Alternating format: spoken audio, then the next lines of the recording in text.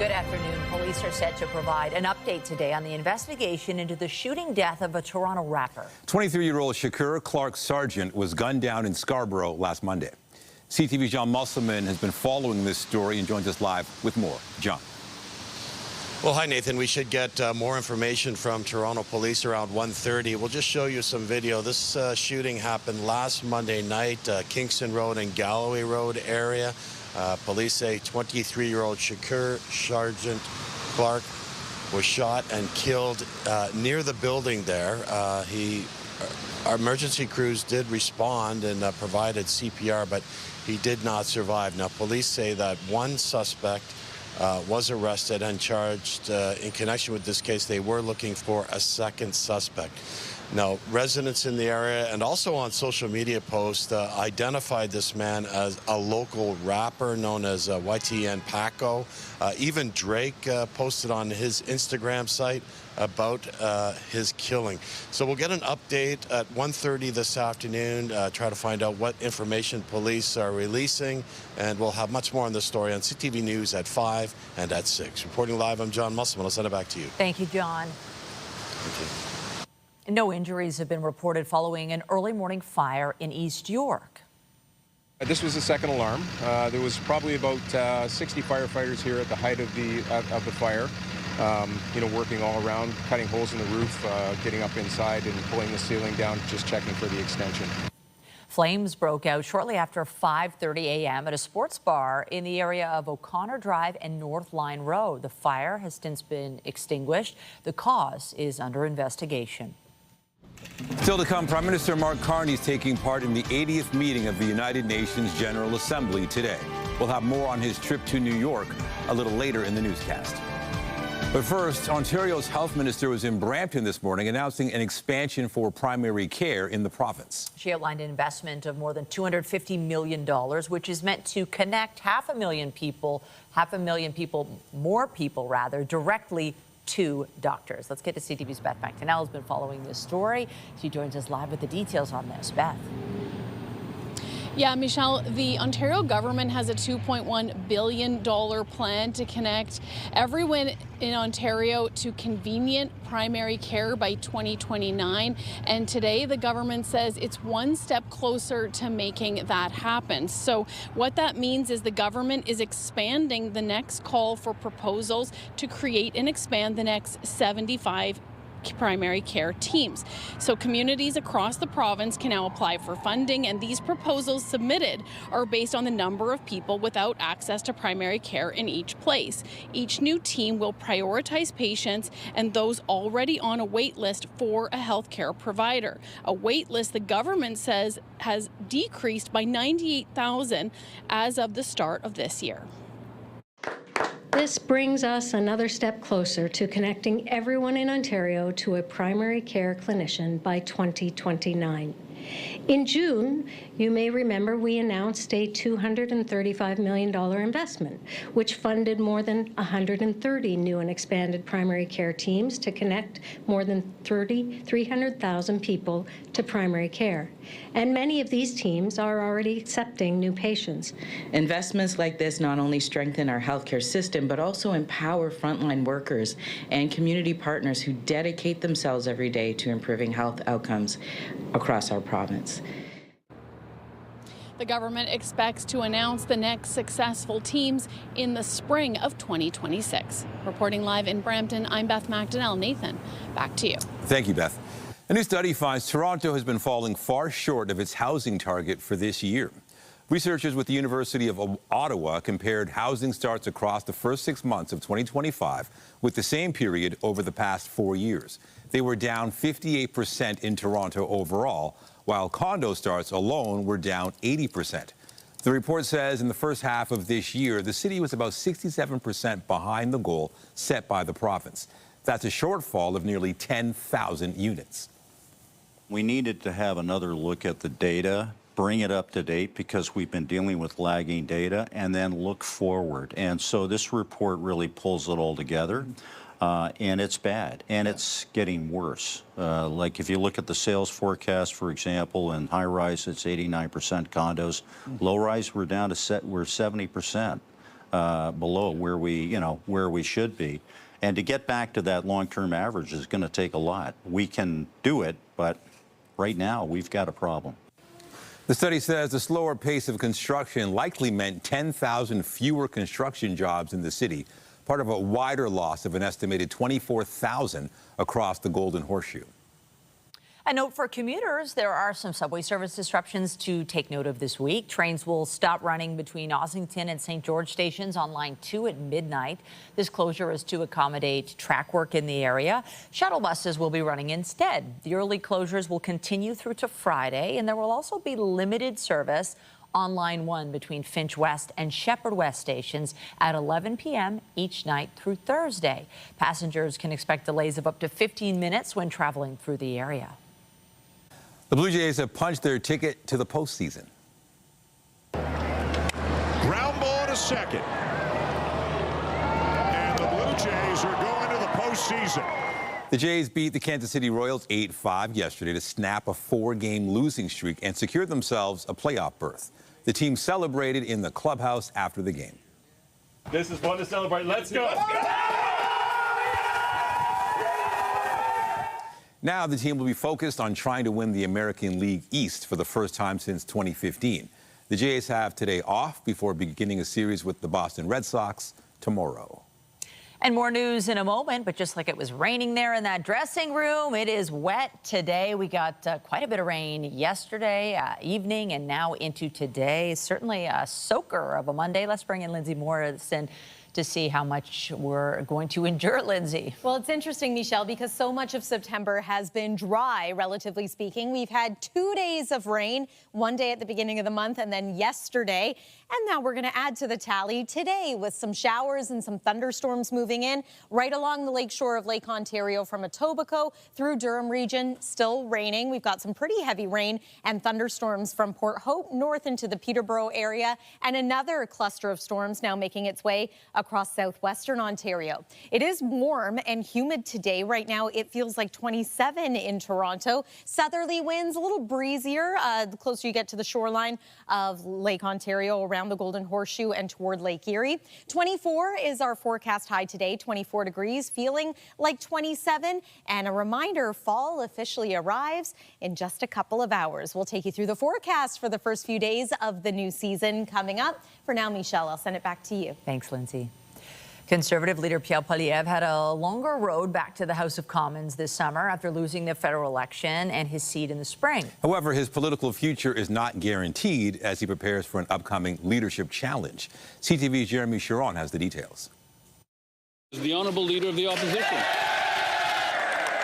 A highly anticipated return to the House of Commons this week. My mother taught me never to be late, so please forgive me for my late arrival to the session. But it took Pierre Poilievre a by-election win last month for him to get back here after he lost his seat in Carleton, a riding he'd held for 20 years as his party lost the election. Now the Conservative Party leader's next test is just months away. One more question, if you'll permit me, on another vote that you're going to face, and that's the leadership review in January. Do you have a magic number? No. I don't believe in magic. In a one-on-one interview on CTV's Question Period with Vashi Kapelos, Poilievre said there's no specific level of support he's looking to get from his party, even when pressed again. Do you have a number at which you think you need in order to remain as leader? I don't know. Why not? I'll be working to win over the people of the Conservative Party who will be there, and our message will be that I'm the leader that will bring forward the Canada that will restore the promise of the country. The Conservative Party's constitution requires a leadership review if a leader doesn't resign after an election loss. According to the latest data from Nanos Research, Poilievre's personal popularity is more than 20 points behind Prime Minister Mark Carney's. A leadership review is sort of like a family meeting, right? It's not the public's perception of Pierre Poilievre right now that we're worried about. It's the party's perception. But Conservative strategist Larissa Waller says there is no worry within the Conservative Party. So the family's actually pretty happy with the performance of the leader. Poilievre's leadership review will take place in January in Calgary, the home of his new riding. Jeremy Sharon, CTV News, Ottawa. Alberta Premier Danielle Smith says her province has not made a decision about invoking the notwithstanding clause on 3 controversial laws impacting transgender people, despite a memo that was leaked last week. The internal memo from Alberta's Justice Department indicated Smith's government is exploring ways to protect the legislation. The 3 laws include restricting youth access to puberty blockers, requiring parental consent for name and pronoun changes at schools, and barring transgender girls from playing female sports. Smith says she's prepared to let the courts resolve the issues, but says she's not ruling out invoking the notwithstanding clause. That we can make the case that we shouldn't be doing medical interventions on children that will sterilize them. It just seems so obvious to me that is the case, and that is ultimately what the courts will decide. So I'm prepared to go to court and battle that out. I think we need to. But if it turns out that the court process may take years and years and years to resolve, then we may have to take that measure. Alberta's cabinet is expected to consider the proposal on October 21st, shortly before the legislature reconvenes. Prime Minister Mark Carney is attending the United Nations General Assembly in New York today after announcing Canada will recognize Palestinian statehood. Yes. We may invite you to sign our guest photo. Carney met with the UN Secretary General last night, reinforcing Canada's support for a 2-state solution. The Prime Minister says there is not much hope currently of negotiating Palestinian statehood, blaming the threat of Hamas, the expansion of Israeli settlements, and the ongoing humanitarian crisis in Gaza. Carney is expected to take part in talks today on how a Palestinian state can exist in peace alongside Israel. Canada joined the UK, Australia, and Portugal yesterday in recognizing Palestinian statehood. And for more on this, we're joined by CTV's Colton Crail, who is in New York City this afternoon. Colton, how is Canada's recognition of the Palestinian state being received there at the General Assembly? Well, certainly ahead of this high-level conference that you're just referring to, there is a positive sentiment, and that's in large part because that conference is chaired by France, who will also be recognizing the Palestinian state, that coming later on this afternoon. And this conference, this high-level conference, is very specifically, as you mentioned, towards the progression and the implementation of a 2-state solution. And so over the next few hours, for the first time, we're going to hear Mark Carney speaking about this decision, why Canada took it. As you highlight, this is a decision that Canada and other allies made in large part to exert international pressure on Israel, on Hamas as well, to come together for a 2-state solution. This is, as you point out, something that Mark Carney wrote in a statement yesterday he feels is eroding as a possible outcome from negotiated agreements. We have seen, though, however, not everyone in favor of this. Israel has come out against this, of course. The United States has also come out against this. Secretary of State Marco Rubio earlier this summer, when Canada and a number of these nations announced their intentions to to recognize the state of Palestine at this UNGA, came out and said not to recognize the state unilaterally. We've seen U.S. senators write a letter to Canada and other allies who have done so, threatening that there could be economic or other repercussions from the United States for these actions. It's important to note there was a call yesterday between Canada's Foreign Affairs Minister Anita Anand and Secretary of State Marco Rubio. In the American readout of this call, it does not make reference to the fact that Canada recognized the state of Palestine. It does, however, highlight an agreement between the two nations to ensure that Hamas is not slowing down an end to the conflict in the Middle East. So it's unclear at this point in time just how significant of an impact this is going to have on bilateral and foreign relations that Canada has with the United States, but it is making this decision in alignment with a number of other Western allies, particularly European Western allies. Colton, what else is on the agenda for the Prime Minister today?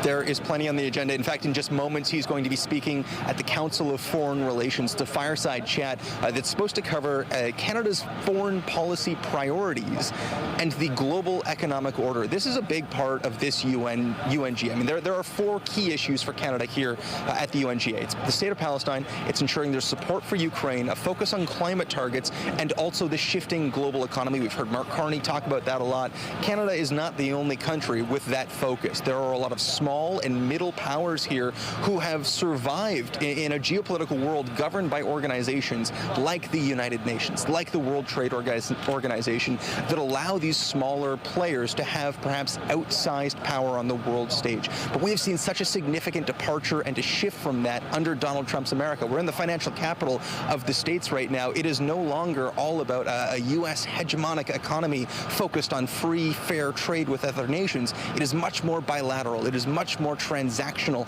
And so what does that mean for smaller players like Canada? How do they ensure there is a stability to the global economy and to the institutions that have allowed them to prosper over the last 6, 7 decades? That's such a significant focus of the conversations that are happening here. There's even going to be a new UN commissioner or conference created on Tuesday. Canada will be taking part in it, focused on the resilience of the future economy. So that is a significant part of what he is doing today, and part of how the Prime Minister is doing that is continuing bilateral meetings with nations that Canada doesn't always have the strongest or the most frequent diplomatic contact with. So yesterday, for example, he had a bilateral meeting with the president of Namibia. Today, he's meeting with the leaders of Turkey and Kenya. He's met with a number of CEOs as well in areas like AI, mining, logistics. There is a very significant focus on navigating the future economy and ensuring that Canada has a part to play on the world stage, whatever that part looks like.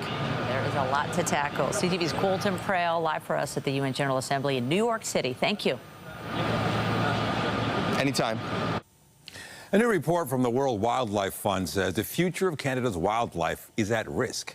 The fund's Living Planet report found more than half of the species it studied are rapidly decreasing. The biggest declines were seen in grassland habitats, where wildlife populations declined by 62% on average since 1970. In forests, mammal populations declined by 42% over the last 5 decades. Across Canada, animals on the list of threatened species saw their populations decline by an average of 43%. Those habitats in many parts of the southern part of the country, where many of our species at risk are found, they need investment in restoration, broad-scale restoration in our grasslands, in our forests, in our wetlands. And in so doing, that has both benefit for species like those found in the report, but as well in terms of our action on climate change. And so for me, that is the single greatest opportunity in front of us in terms of bringing people on the land, restoring those important areas, and the potential in terms that might also have in advancing a new conservation economy in Canada. World Wildlife Fund Canada says every species group included in the study is trending in the wrong direction. Thousands of people attended a memorial service for conservative activist Charlie Kirk in Arizona yesterday. Kirk's widow, Erica, called for peace and forgiveness following the murder of her husband. My husband, Charlie, he wanted to save young men, just like the one who took his life. That young man. On the cross, our Savior said,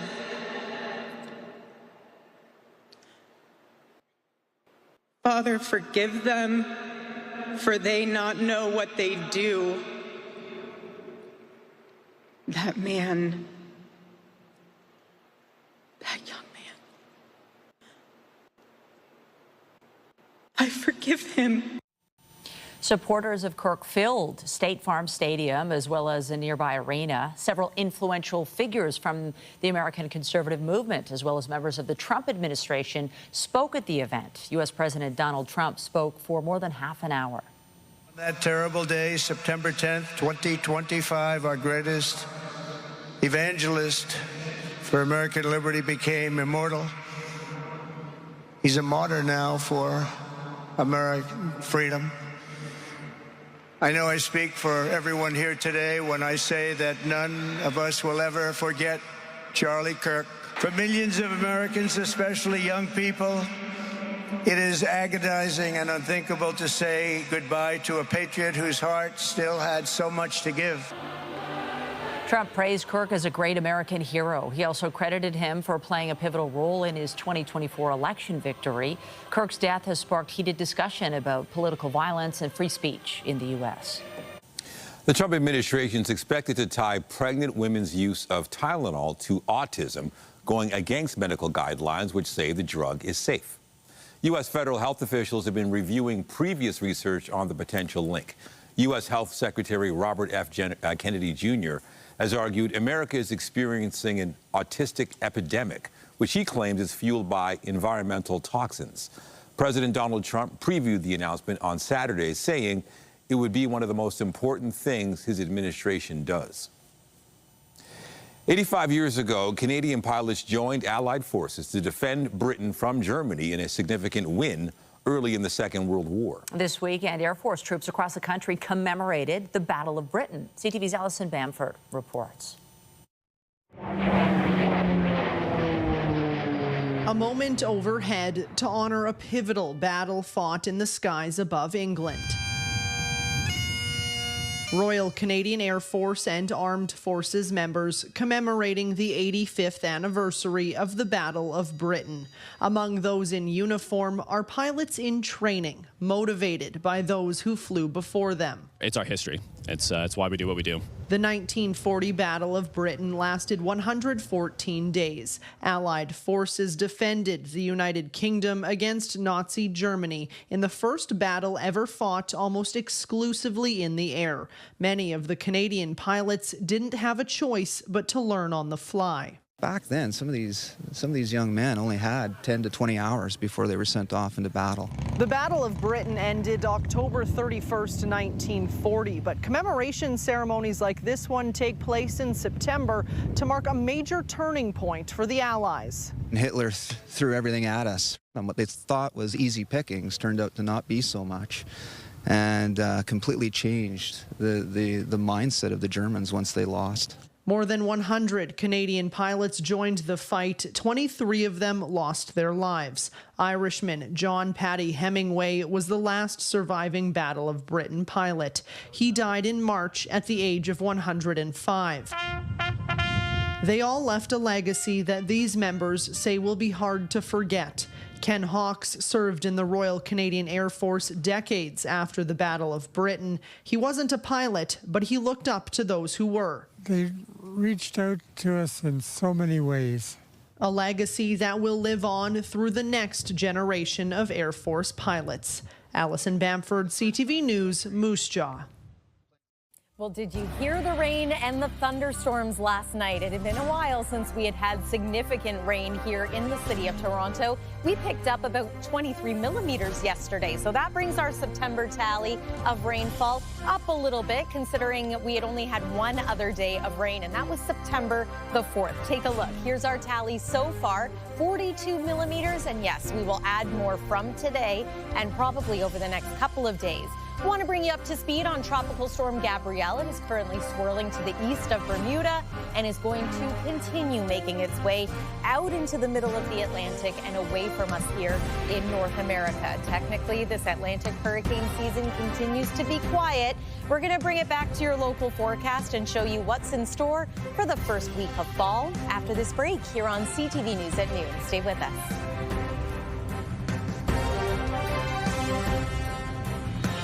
When you see it happen, send it to CTV News. Text 10400 from your screen to ours. Text 10400.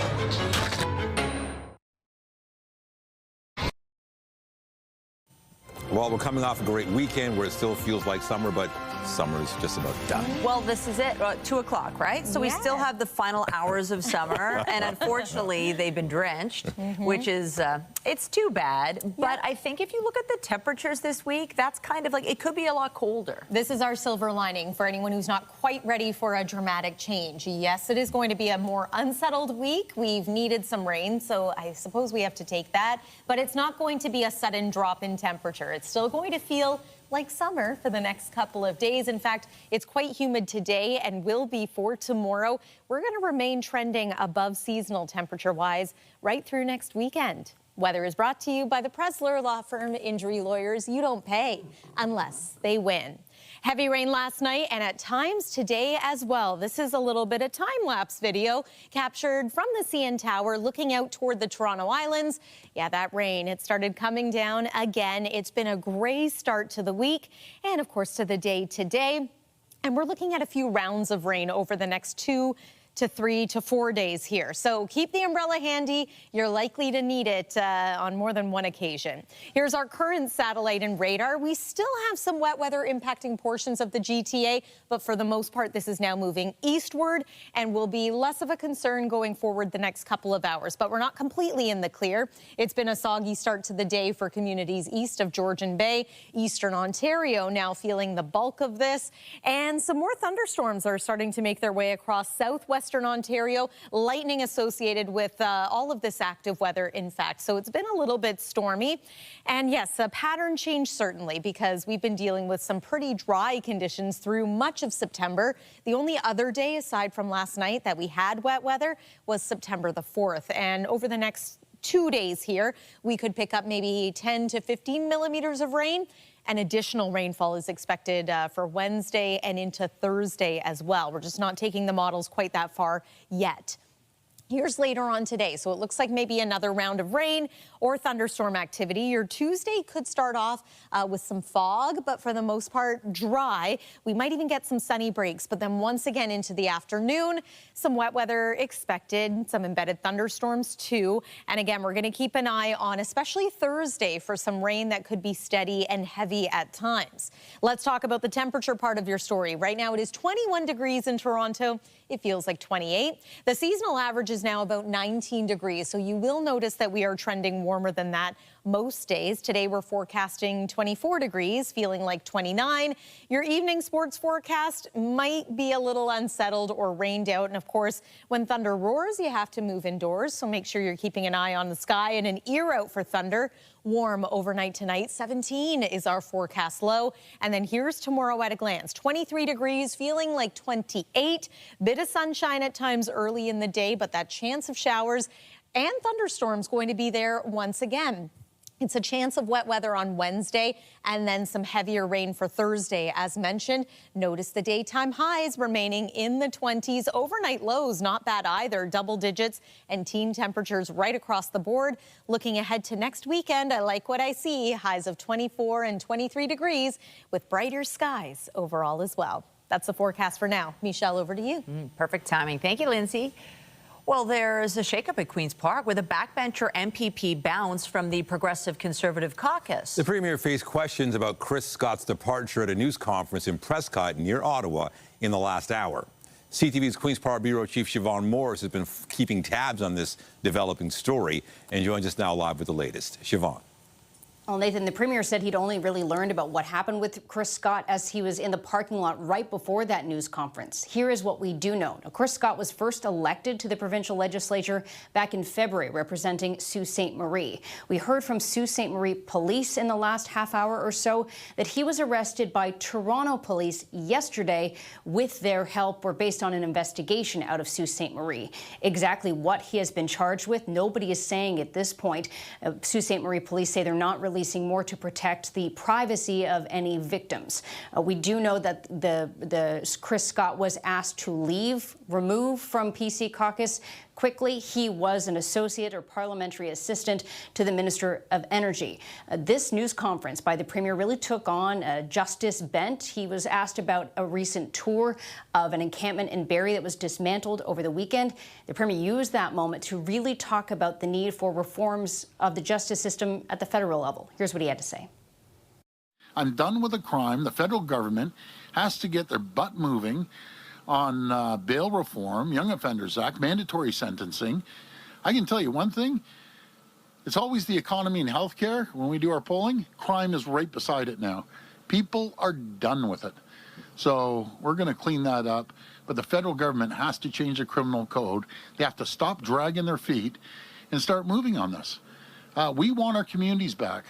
We want our towns back and our cities back. And I'm not going to let less than 1% of the people hijack the whole system. I'm done with it.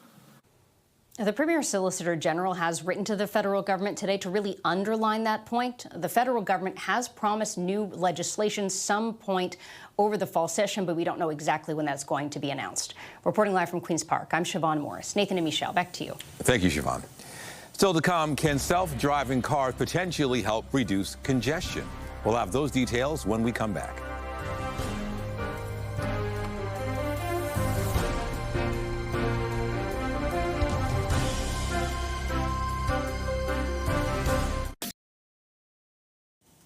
Self-driving car features like adaptive cruise control, which can match the speed of traffic, are nice for the person behind the wheel. But a new study shows that just a few self-driving cars sprinkled into a roadway can reduce traffic jams for everyone. Here to tell us why is CTV science and tech expert Dan Riskin. Dan, anything that makes the DVP better? We know traffic is an issue in this city. This is welcome news. What's the story here?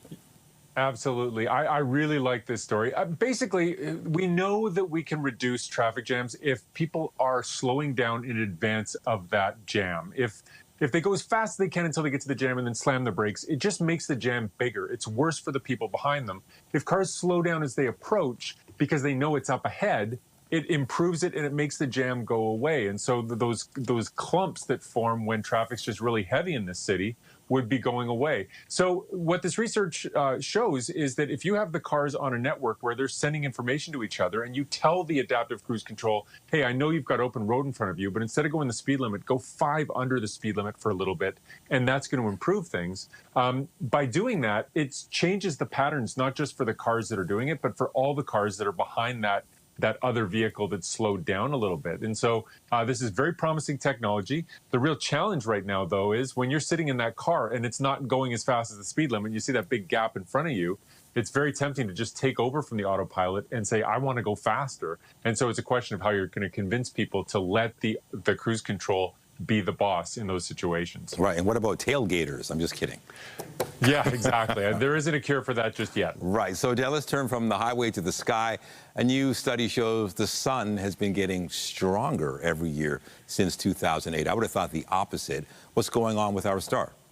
Yeah, exactly. So, I mean, the sun goes through these 11-year cycles, and we've been the beneficiaries of some really great northern lights these last couple of years. That's because we're at one of these peaks, and 5-6 years from now, it's going to be in a minimum, and we're not going to get many northern lights. And then after that, it's going to peak again. And we get distracted by these 11-year cycles, which are lovely, but researchers went and sort of subtracted those sine waves out of the 11-year cycle just to see what the leftover variability looks like. And to their surprise, they found that for the last 17 years or so, solar activity has been increasing, and we didn't quite realize it because we've been so distracted by these big swings up and down every 11 years. And so what this shows is that the sun is unpredictable, and we don't quite understand exactly how it decides when it's going to ramp up or quiet down. In the 1600s, there were almost no sunspots and no northern lights for about 70 years. And here we seem to be heading into a period where there's a lot more of that stuff. So nothing to be concerned about, but just a reminder that we have a lot to learn about how our sun works. Well, I'm glad there's nothing to be concerned about. And finally, Dan, humans have 2 arms, but most of us use one more than the other. Researchers checked to see if that's the case for octopus. What did they find? Yeah, this is cool. Octopus have 8 arms, of course. Everybody knows that. It's right in the name. But the question is, are they right-handed, left-handed, front-handed, back-handed? Turns out octopus are front-handed. They don't show a preference of right over left, but they do use the front legs about 2/3 of the time for whatever they're manipulating or doing. And the legs in the back do get used mostly for locomotion, but only about 1/3 of the time. And what's cool is you can see those octopus legs just moving around in all those intricate ways. They showed that all the legs are able to do all those things. So there isn't a case where some of the arms are more dexterous than others, but when they're grabbing the hold of a scuba diver's arm, they're more likely to be doing that with the front limbs than the back limbs. Saving the back for what? Well, it's in front of you. They can see it with their eyes. And that's just a preference that they have. And so the thinking is, as we build robots that are going to use these soft movement technologies, it's just always good to see what nature does with them to see what might be optimal. It might be that actually has a lot of advantages. And so the next question is to find out why octopus have that preference for the front end instead of the back end. Always interesting. CTV science and tech expert Dan Riskin, thank you. Take care. Yeah, you too. Thanks a lot. A new report is accusing Canada and other major fossil fuel producing nations of derailing the world's chances of meeting targets needed to limit climate change. The report was compiled by Canada's International Institute for Sustainable Development, along with 2 other nonprofits. It says fossil fuel production levels 5 years from now are expected to be more than double the levels outlined in the 2015 Paris Agreement. The report suggests countries plan to release 120% more fossil fuels in 2030 than what is needed to keep global warming to 1.5 degrees. The province is preparing to begin its fall vaccine rollout as COVID-19 cases trend up across Canada. Over the coming days, COVID shots will be shipped to hospitals, long-term care homes, and other congregate settings. They'll be followed by flu shots on the week of September 29th. Other people in high risk and priority groups, including people over 65, will be able to access the shots from primary care providers as supply becomes available. The public will then be able to get the shots starting October 27th. Still to come, the Blue Jays are generating a lot of buzz after clinching a playoff berth. We'll have more on some of the online reaction when we return. Stay with us. Get Toronto's top stories, breaking news alerts, and watch live. Download the CTV News app. The Toronto Blue Jays are going to the playoffs, and the city is buzzing with support for the team. For more on some of the online reaction, we're joined by Sam East, host with 99.9 Virgin Radio, for our regular Monday segment, Chronically Online. Happy Monday, Sam. The Jays post-game celebration we saw a little earlier, it has generated quite a bit of reaction. Yes, and I'm not going to claim to be the baseball expert here, but what I am keeping my eye on is the online reaction, which, of course, there's a big buzz in the city, and there has been for a long time now, given how well the Jays have been doing. Let's see some of the celebrations that they had in the locker room. Yes. All of the champagne and beer and other things being thrown at Vladdy there. But they come prepared, right? Like, they have the goggles. They have the technology. They know what to do to prepare for these celebrations. So, of course, very joyous as they're heading into the postseason. Some of the reaction online has had some cautious optimism, right? Like, people are excited. People want the team to do well. But some people are like, why are you wasting all the champagne? We still got work to do. Help me understand this, though. Okay, someone next to me shaking his head. It's been such an exciting season, and that is a big accomplishment. And although, you know, it's looking like the odds are in the Jays' favor of clinching the AL East, it's not for sure. And this is a big win, getting the playoffs. Like, why not celebrate? I completely agree. Like, you got to celebrate the big wins and the small wins. They're all steps to the big thing, right? And to keep the momentum and the joy. I mean, again, I'm not a baseball expert by any means, but just from a, you know, morale standpoint, knowing that the team is in this celebration together and the city is behind you too, Blue Jays, we are. Oh, absolutely. And you know what? They'll just have to top that the next time there's a reason to celebrate. So more champagne. More champagne, maybe something else too. Okay, Sam, let's talk about something else. The summer, it officially ends this very afternoon, but Canada's Wonderland, it remains open. We know they have all the Halloween stuff too, and there's some unique characters that recently caught visitors' eyes. Tell me about this.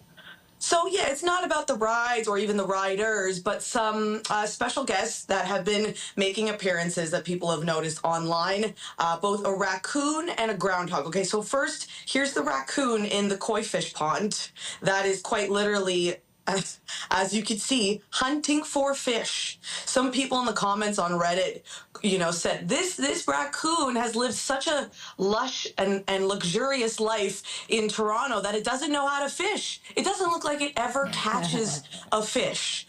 So this got a lot of attention. And then there was also, not quite, my friend, not quite. There was also a groundhog that was getting a lot of attention, just snacking on some pizza.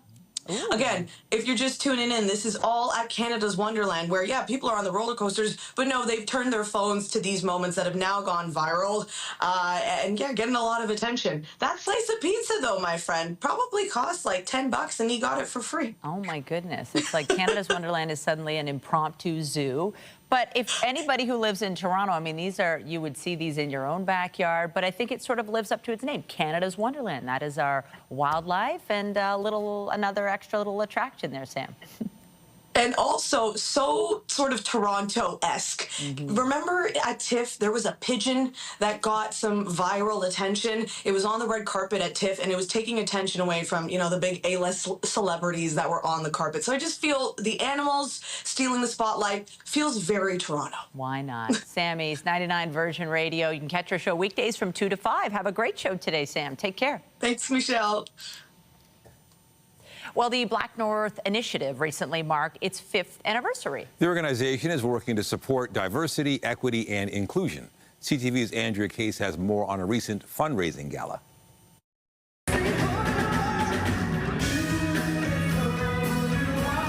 A star-studded night, raising voices for an important cause. Grammy-nominated and Juno Award winner Deborah Cox just one of the performers at the BlackNorth Initiative Gala at the Fairmont Royal York Hotel. Created 5 years ago in the aftermath of the murder of George Floyd by Wes Hall, the BlackNorth Initiative closes gaps created by systemic anti-black racism and envisions a Canada where such racism no longer exists. The event recognized people and organizations which are making a difference. Dahabo Ahmed Omer is the CEO of BlackNorth Initiative. I want to change the world. I want black communities to feel safe in every space they're in and every room that they go into. I want them to thrive. I want them to own homes. I want them to have jobs. I want them to go to school. I want to be joyful, and BlackNorth for us is exactly that. It's creating opportunities for people that have been denied those opportunities for far too long. The organization's programs include home ownership bridge programs, career opportunities, a digital entrepreneurship program, scholarships and bursaries at a time when initiatives south of the border are openly retracting diversity, equity and inclusion programs. The work is being done here to make sure it doesn't happen. Lawyer Soma Ray Ellis's firm Gardner Roberts was one of the night's sponsors. I think that we still face issues of systemic discrimination, and I think organizations like this help us understand that and help people that could really use a helping hand. Award recipient Frank Bayless's mother was from Barbados, and as a former member of Parliament and current businessman, he understands the importance of DEI. This is such a critical time to be supporting DEI. If you look at what's happening south of the border, you do see that there's an attack. Let's call it what it is. There's a direct attack on anything to do with opening the doors for anybody other than this few minorities.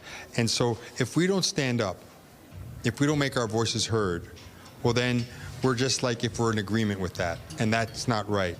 So I think it's critical at this juncture in time that everybody stands up and says, we believe in diversity. It's our strength. We believe in inclusion. I mean, how can you be against inclusion? How can you be against equity? It makes no sense. So absolutely we need to stand up for that. Andrea Case, CTV News, Toronto. Coming up, racing through the capital. We'll have more on the thousands who took to the streets of Ottawa this weekend in honor of the Canadian Armed Forces.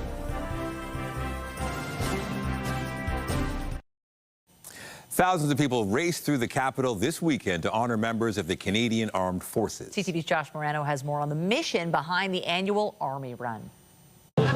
In front of City Hall, 82-year-old Fred Clark is warming up for the Canada Army Run Half Marathon, a race he holds close to his heart. I was in 5 years, so I've got close buddies still in the military, and I relate to their cause, or to the veterans, and especially the wounded and the families, so it's an honor. Thousands of participants alongside him showing their support to military members through exercise. The vets that I know, none of them are really requiring aid, but again, I do realize that there are a lot that do, and I think we should show our respect. I think it's almost an obligation as far as I'm concerned. Particularly now more than ever, I feel it's really good to support our military, but also just to support family members that have suffered. The funds raised go to support our troops and Soldier On, helping with everything from rehabilitations to family programs. The course finished at the Canadian War Memorial, where Artisan Biba crossed the finish line with the fastest time to complete the half marathon. Army is a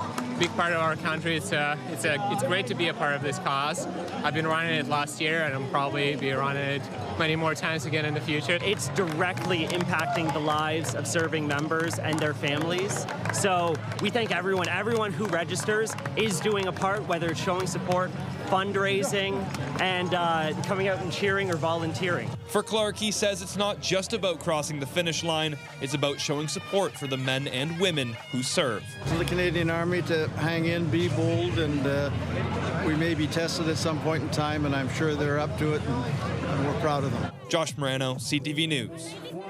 Oh, look at that brilliant blue sky. Perfect for that occasion. Now our skies have turned stormy at times, and we're getting a good dose of weather. Yeah, it's not quite as blue anymore, but you're right. Fall is right around the corner. In fact, just over an hour away now. So here's a look at when fall arrives. 2:19 p.m. if you want to celebrate. I know many people whose favorite season is fall, so very happy happy for you all. Here's another look at the satellite and radar. We've had some clearing, but worth mentioning that we're not quite done with the wet weather. And then overnight tonight, watch for some fog developing. It's going to be quite mild, 17 degrees for the low. And then tomorrow, not quite as hot as today, but still humid. 23 degrees will feel more like 28 at the height of the day. Let's take one more look at the 7-day forecast, and it is a more unsettled weather forecast compared to what we've seen the last many weeks. Chance of showers most days, some heavier rain into the day on Thursday.